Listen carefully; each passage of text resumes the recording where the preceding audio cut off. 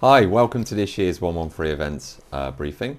The briefing you're going to listen to today is for the Cotswold 113. My name's Graham. I'm the guy that's been boring you all to death with emails over the last few months. And to my left, your right, is Dave, who's the other Shouty race Dave. director. Dave is quite noisy, although he gets actually quite camera shy, but you'll probably see on race weekend that this is a lowered version of Dave's voice because he doesn't particularly like being on the camera. Anyway, the purpose of today's briefing is, is in the absence of in-person briefings, which have been popular not to do post-COVID, then we're going to take you through all the different elements of the race and explain from when you first arrive on site on Sunday morning, right through to when you finally leave, what you're going to get from us in advance of the race, what you're going to get from us after the race, and then to try and help you through, ease you through the process so you understand what's what.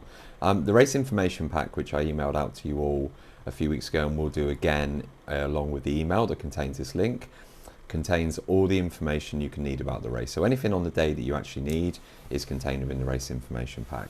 But the purpose of what we're going to try and explain through today is supplement really to the briefing, in that the main thing and probably the most important thing is that everybody on race day who's in a red 113 top is, like myself and Dave, is there to help you make sure you have a good day, make sure you have a fun day, make sure you have a completely safe day, make sure you enjoy the day. You know, that's an important part that people often relax and actually enjoy participating in the events on the day. But if you get any problems or there's anything we can help with, it doesn't matter how big or small it is, please just grab me, grab Dave, grab anyone else in red and ask. You can only ask and we can see what we can do to try and help you through. But with that in mind, I'll talk you through the arrival process on the day. So when you first arrive at the lake, the map is in the information pack and I'll send you the postcode and all the information in advance of emails as well. But you'll be greeted by a car parking field. It's about, I reckon, probably about a 4-minute walk from the car parking field into where transition and registration is. But be mindful of the fact that it is a field, it's only got one gate in. It's going to house all of our competitors and a small number of spectators. So there will be a queue to get in. It's not going to be massive, we're not talking hours, but it's worth planning your trip around being there early enough to get yourself in the car park, get your bike off your rack, get your front wheel in it. Remember your front wheel, don't leave it in the car park as a lot of people do. Get your bike over to the transition area and get yourself registered. Like I say, it's a 4 or 5 minute walk over transition. There's loads of big signs and people to help you, and we've got tower lights that we flood lit if you're getting there at 4 o'clock in the morning when the car park first opens, so you'll be able to see where you're going. When you arrive in the transition area, so by the magic of Editor Dan's editing suites, about now will pop up an image of the site map, which will tell you where the car park is to the transition. When you arrive in transition or to transition, you'll be greeted with a number of chutes. Mainly it's 2 chutes for non-BTF members, 1 chute for BTF members. The reason we do this is when you turn up in the morning, you will have your race bib and your bike number sticker. Your bike number sticker needs to be positioned on your bike. It doesn't matter where on your bike. It just means that when you come to collect your bike after the race, then we'll make sure it corresponds with your race bib number so that you're not running off of someone else's bike or someone else is running off of your bike. But when you turn up, you need to display your race bib to the team in the registration. If you are a BTF member, then you need to be able to show your 2022 BTF photo card membership. If you haven't got the actual card, because I know the BTF now give people an online option, take a screenshot of your membership card which has your photo on it on your phone and you can show us that. That's totally fine.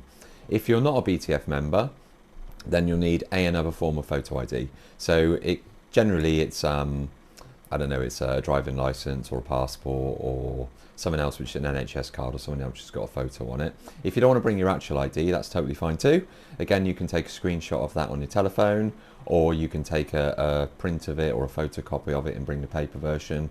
We'll have bins, we can dispose of it securely. If you're worried about your data getting out, just leave it with the team in registration. We'll take it and chuck it through the shredder again later.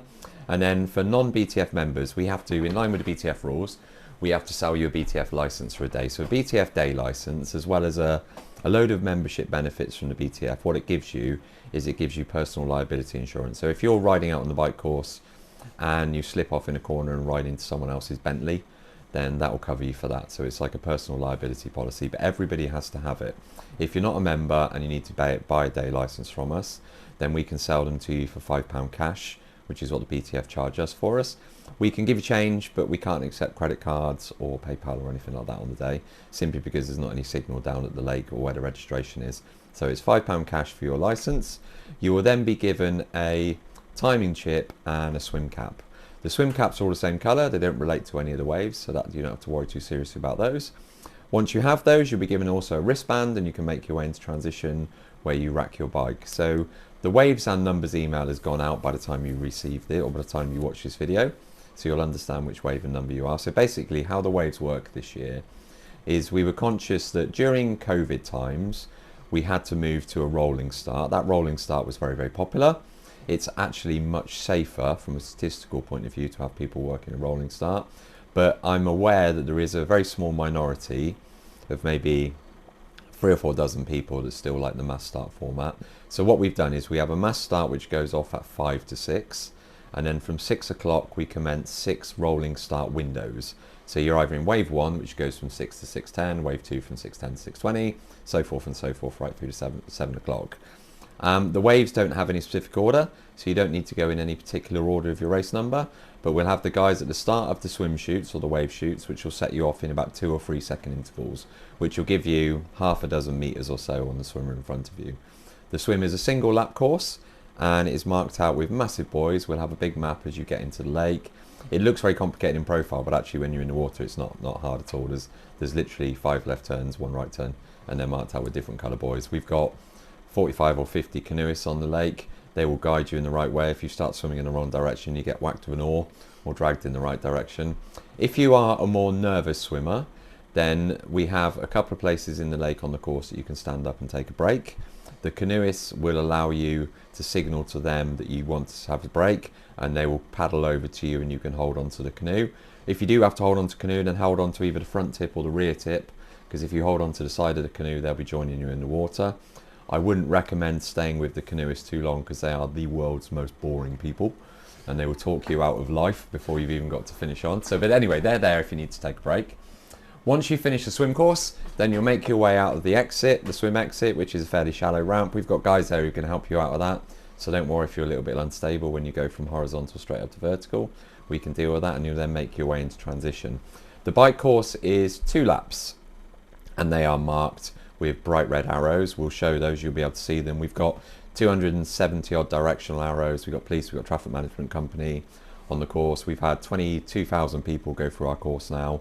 We've only ever had 1, maybe 2 people get lost on the bike course. One of them, the chap, went off-piste for a number 2 in a field, and when trying to make his way back into the course, then he went the wrong way and we did lose him. But other than that, you can't get lost, honestly, you can't get lost.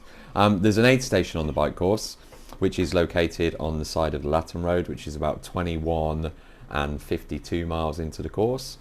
You can collect High Five in a 750ml bottle, or water in a 750ml bottle. You will need to slow down. I'm not suggesting you slow down to a stop, but you will need to slow down to a slow pace, enough for the aid station guys to be able to pass what you want.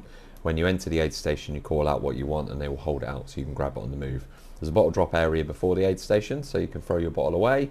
We'll gather those up after the race if you've got any that are particularly precious to you, and you can collect them from the race site when you finish the race, or you can fight your way through a swarm of wasps that tend to gather around sticky bike bottles.